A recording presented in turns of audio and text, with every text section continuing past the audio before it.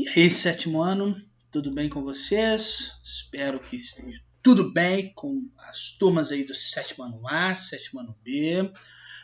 Muito bom dia a todos. Voltando aqui para gravar mais uma aulazinha. Essa aula aí nós vamos trabalhar na correção dos exercícios de aprendizagem da página 49, o exercício 6 e 7.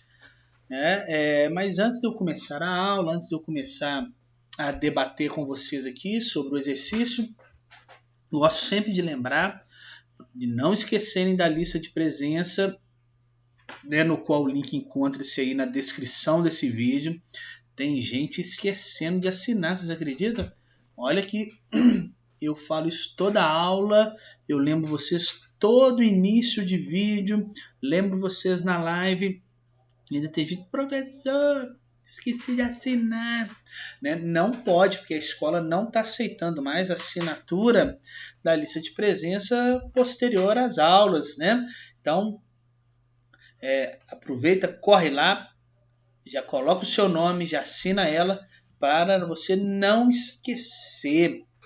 Gosto sempre de lembrar nos vídeos também, que se você não tem entendido alguma explicação sobre a correção, sobre algum conteúdo, você pode colocar a sua dúvida, nos comentários aí do vídeo, no campo lá dos comentários, eu vou responder. Demora um pouquinho mais, para responder, que são muitas turmas e muitos alunos para eu verificar um por um, mas eu respondo todos.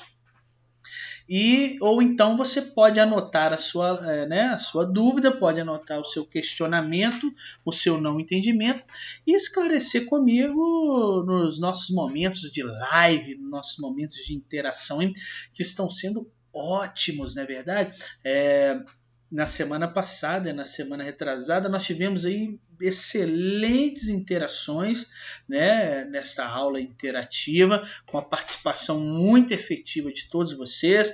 Conseguimos esclarecer dúvidas, conseguimos trabalhar parte do conteúdo, relembrar alguns conceitos, trabalhar novos conceitos, e sem contar que é ótimo para a nossa aproximação, para nós trocarmos uma ideia, e se torna mais efetivo, a participação aí. Essa semana aí que vocês estão vendo, nós vamos ter essa aula gravada, vamos ter a live, mas temos um feriadinho essa semana, na quinta-feira, e um recesso, não é isso? Na sexta. Só que é ruim, com esse período de quarentena, nesse período de isolamento social, quase não dá para a gente fazer nada. Eu vou aproveitar para jogar videogame, colocar meus jogos todos em dia. Estou pendente, todos os dias passo no corredor ali ou passo na porta do meu quarto e o videogame fica me chamando para vem para cá, vem jogar. E eu não posso, porque são muitas tarefas durante a semana e está me ocupando parte do final de semana também. Mas nesse feriado eu vou ter que jogar. Quem sabe eu até encontro alguns de vocês online para a gente jogar juntos, E vocês sabem que eu sou fissurado, eu adoro, eu faço coleção, já falei com vocês de videogame. Então vamos lá, pessoal. Na correção desse exercício de aprendizagem, da página 49, exercício 6 e 7, lembrar que nós estamos trabalhando aí, eu sempre gosto de lembrar no início das aulas que nós estamos trabalhando aí com o capítulo 2, que fala sobre a população brasileira. Legal, somos nós, a população brasileira. Lembra que a letra sai feia aí, com esse canetinha. E nas últimas aulas eu tenho trabalhado com vocês o conceito, ou estabelecendo os conceitos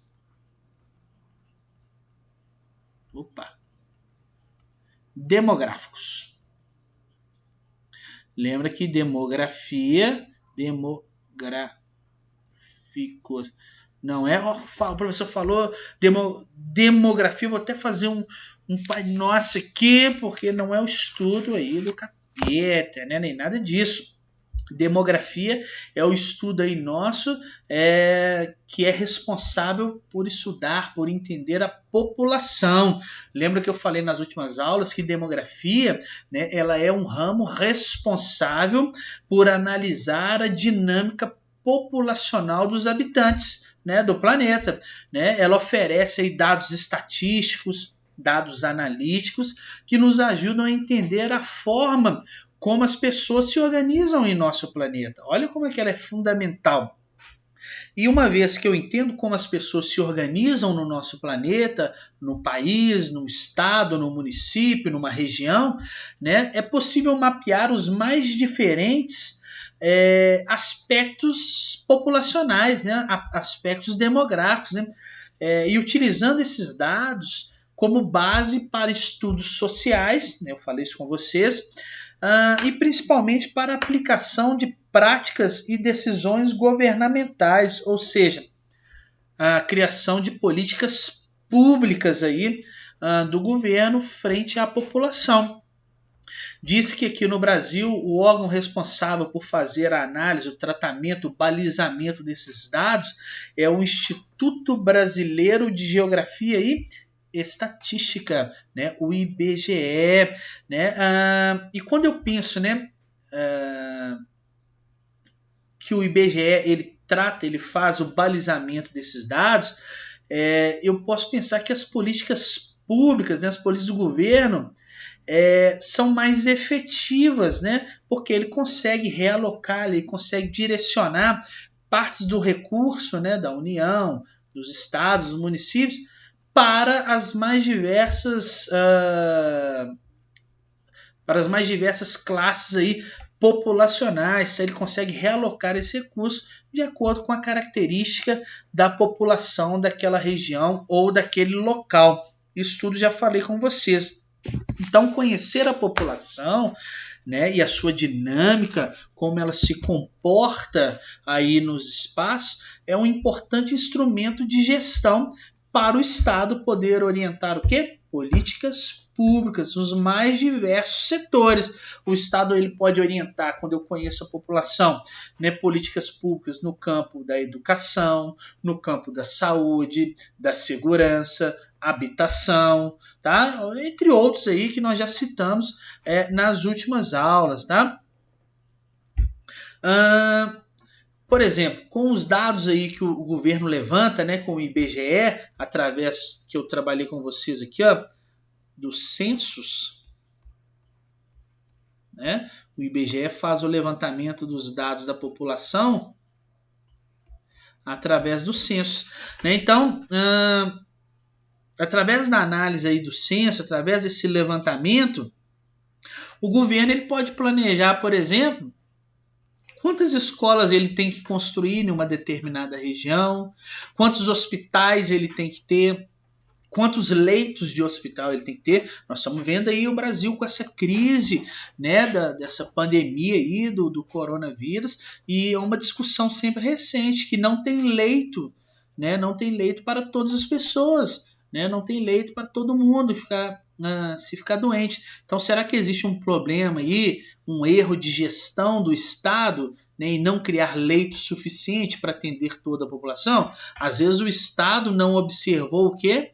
Os dados do censo do IBGE. Né? Falei com vocês aqui que o censo no Brasil ele é realizado de 10 em 10 anos, tá? E o último que nós tivemos foi em 2010. Então, parte do pressuposto que vamos ter um em 2020. Ok? Vamos ver, né? Esse ano tá meio doidão aí. Nesse contexto, eu falei com vocês também que para analisar toda a dinâmica populacional de um país, de um território, era importante nós lembrarmos alguns conceitos, né? E eu falei com vocês da taxa de natalidade, né? A taxa de natalidade aí é o número de nascidos durante um ano, né? Para a gente achar aí, para a gente calcular a taxa de natalidade, eu vou dividir o número de nascimentos de um país, né, por sua população absoluta, e o resultado, né, vou multiplicar por 1000, tá bom? Também falei sobre a taxa de mortalidade, né, ou seja, o número de mortes em um determinado ano, E o cálculo para a taxa de mortalidade é o mesmo, né, bem parecido com a taxa de natalidade. Pego o total de óbitos, divido pela população total, isto é, a população absoluta, né, que eu já ensinei para vocês, e também multiplico o resultado por 1000. E aí você vai conseguir achar aí a taxa de mortalidade. Tá? Uma vez que eu entendo a taxa de mortalidade e a taxa de natalidade, eu posso entender se aquele território, se aquele local, a população está crescendo ou não, através da análise do crescimento vegetativo ou crescimento natural, que corresponde aí à diferença, né, entre as taxas de natalidade e a de mortalidade da população. Legal? Que é diferente do crescimento demográfico, que quando eu tenho que analisar o saldo migratório, além da taxa de natalidade, além da taxa de mortalidade, né, a diferença entre os dois, eu vou verificar também a diferença do saldo migratório. Quantos imigrantes ou quantos emigrantes nós temos aí no país, tá? O imigrante é aquele que sai, e imigrante é aquele que entra, tá bom? Então, nesse contexto que nós discutimos aí nas últimas aulas sobre a população, sobre o entendimento, sobre os conceitos da população, né? E agora nós começamos a discriminar mais sobre a população brasileira, tá? Então, vamos à correção aí. Eu coloquei... Opa, o que eu fiz aqui, gente? Nossa senhora, esse professor é muito lerdo, né? Sabe mexer na informática.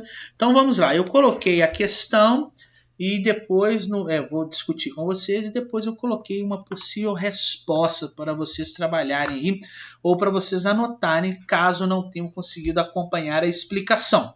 Vamos ver. Deixa eu abaixar essa imagem linda aqui que é a minha para conseguir ler. Olha lá o recorte que eu fiz do livro. Leia o texto.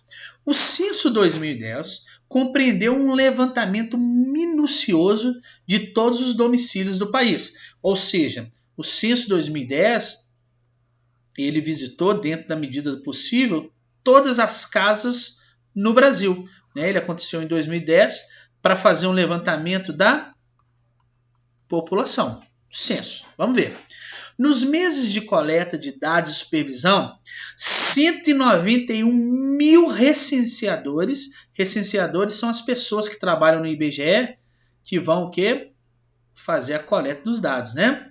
Visitaram 67,6 milhões de domicílios, milhões de casas, nos 5.565 municípios brasileiros, ou seja, em todos os municípios, em todas as cidades do Brasil, para colher informações sobre quem somos, quantos somos, onde estamos e como vivemos, tá?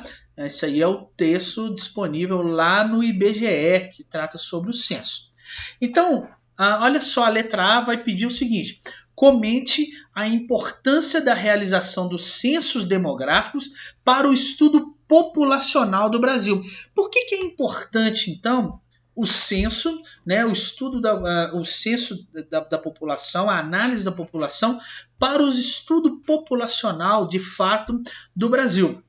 Então eu tenho que pensar que os censos permitem que a gente se conheça a população e toda a sua dinâmica de uso e ocupação dos espaços. Já falei com vocês. Então o censo permite eu conhecer a população e como ela vai fazer a interação e o uso dos mais determinados espaços dentro do Brasil. Tá? Eles podem ser utilizados, por exemplo, como documentos de consulta para a gestão do Estado, ou seja, para se criar políticas públicas. Não é isso que eu disse para vocês agora há pouco, né? Então, eles possibilitam aí que o Estado faça um planejamento melhor das suas políticas, né? Ele pode planejar melhor o seu setor educacional, o seu setor de saúde, né, o setor hospitalar, de segurança, de habitação e etc. Tá? Então, o censo tem essa importância, que ele permite que a gente conheça a população e sua dinâmica de uso e ocupação do espaço. E a partir disso, o governo consegue criar políticas públicas relacionadas àquela região, tá ok? Essa é a letra A. Logo, logo vocês vão ver a resposta escrita aí, que eu achei que mais se aproxima aí, ou que vocês mais responderam, né, nesse aspecto. Vamos ver a B? Indique uma ação governamental que foi possivelmente orientada pelos dados do censo demográfico. Né? Então, qual uma ação, por exemplo, a gente pode citar como exemplo aí, que o governo utilizou o censo. Né? Eu acabei de falar um pouco antes na aula, né, sobre o leito dos hospitais. Então, eu tenho que pensar que os dados do censo permitam que se conheça a distribuição e as necessidades de uma população. Estou falando isso há um bom tempo, né? É com esses dados demográficos, né, esses dados estatísticos, que são realizados pelo governo, e ele pode planejar, por exemplo, quantos leitos tem que ter um hospital que eu vou construir em uma determinada região, ou onde será a localização de uma escola, né, e quantas salas eu tenho que fazer para essa escola, por exemplo, em uma determinada região. Então, neste contexto, é que eu consigo perceber uma ação governamental que foi possivelmente orientada aí pelos dados do censo demográfico. Censo demográfico, mais uma vez, cadê minha caneta? Eu gosto de sempre repetir que no Brasil ele é feito pelo IBGE, ok? O censo é feito a cada 10 anos. Legal? Então vamos ver como é que fica essa resposta aí. Olha lá. Letra A. O censo permite que se conheça uma população e sua dinâmica de uso e ocupação, né, do espaço. Eles podem ser utilizados como documento de consulta para a gestão do Estado. Olha lá, a questão das políticas, né? Ou seja, eles possibilitam um melhor planejamento das políticas públicas em diversos setores, como educação, saúde, segurança e habitação. É um exemplo claro disso. Vou colocar a minha imagem lá em cima para ler a B. Olha a B como ficaria. Os dados do censo permitem que se conheça a distribuição e as necessidades de uma população. É com dados demográficos e estatísticos levantados nos censos realizados periodicamente que o governo planeja, por exemplo, a quantidade de leitos de um hospital ou a localização de redes de ensino, né, ou seja, as escolas, em uma determinada cidade. Né? Eu já tinha falado isso tudo com vocês no nosso resuminho de aula, no início aqui, quando eu sempre gosto de recapitular tudo, né, que nós trabalhamos, eu falei sobre o contexto dessas duas questões aí, dessas duas letras aí, da A e B, da questão número 6. Espero que tenham entendido. Qualquer coisa, coloca no comentário aí do vídeo ou me procurem, né, durante a live para eu poder explicar um pouco melhor. Mas eu acho que a conceituação ficou legal, né? O conceito que nós trabalhamos deu muito certo aí para aplicar nessas duas questões. Vamos ver a questão 7. Cadê que não está passando? Cadê que não está passando? Aí. Sabendo que, ao final de um ano, a população absoluta, o que é a população absoluta mesmo? A população total de um território, tá bom? De uma cidade, de um país. Então, sabendo que ao final de um ano a população absoluta de uma cidade é de 120 mil habitantes e que ao longo do ano nasceram 360 crianças e o número de óbito foi de 240 habitantes, calcule. Né? Então, esse exercício aí é para a gente utilizar aquela formulazinha de calcular a taxa de natalidade e a taxa de mortalidade. Vamos ver aqui então. Olha a letra A. Como é que eu calculo então a taxa de natalidade e a taxa de mortalidade? Para eu calcular então a taxa de natalidade, eu pego lá o tanto de pessoas, tanto de crianças que nasceram durante o ano, 360, não foi o que está dizendo aqui. Divido sempre pela população absoluta, que no caso 120 mil. E o resultado aqui, vou multiplicar por 1000. Ao fazer essa continha básica aqui, do número de nascimentos, dividido pela população absoluta, aqui ó, nascimentos, população absoluta, e depois você multiplica por 1000, você vai ver que o resultado seu aí vai ser de 3%. Então, qual que é a taxa de natalidade dessa cidade ao final do ano? De 3%. Ok? Vamos ver a B. O cálculo é bem parecido com a taxa de natalidade. Olha a taxa de mortalidade. Eu vou pegar o número de óbitos, que foi de 240 pessoas. Vou dividir pela população absoluta, que no caso é de 120 mil pessoas. E o resultado multiplico por 1000. Nós vamos ver que o nosso resultado aí, né, a taxa aí de mortalidade desse local vai ser de 2%. Então, olha qual que é a taxa de natalidade? 3%. E a taxa de mortalidade? 2%. E aí eu quero ver se vocês estão atentos. Ao analisar aí a taxa de natalidade e a taxa de mortalidade, eu consigo definir o meu crescimento vegetativo desse local? Sim. Vocês acham que essa cidade, o crescimento, né, a população está aumentando ou diminuindo? Ao analisar a taxa de natalidade e a taxa de mortalidade desse local. Quero que vocês pensem sobre isso, tá? E na nossa próxima live, na nossa próxima aula interativa, eu quero que vocês me respondam essa questão. Será que a população aí está crescendo ou está diminuindo? Tá ok? Então, pessoal, espero que vocês tenham entendido, né, sobre essa breve explicação, sobre essa breve aula aqui de hoje, na correção desses exercícios, né? Eu acho que nós conseguimos trabalhar com muitos conceitos, conseguimos trabalhar com tudo aquilo que estabelecemos durante as últimas aulas, e se ainda permaneceu alguma dúvida, eu peço encarecidamente que me procurem, tá bom? Então, muito obrigado pela participação de todos vocês. Vocês são crianças jovens ótimos. Estou morrendo de saudade de todos vocês e aguardo, então, na nossa próxima aula. Muito obrigado mesmo e hasta luego. Adiós. Tchau para vocês. Valeu.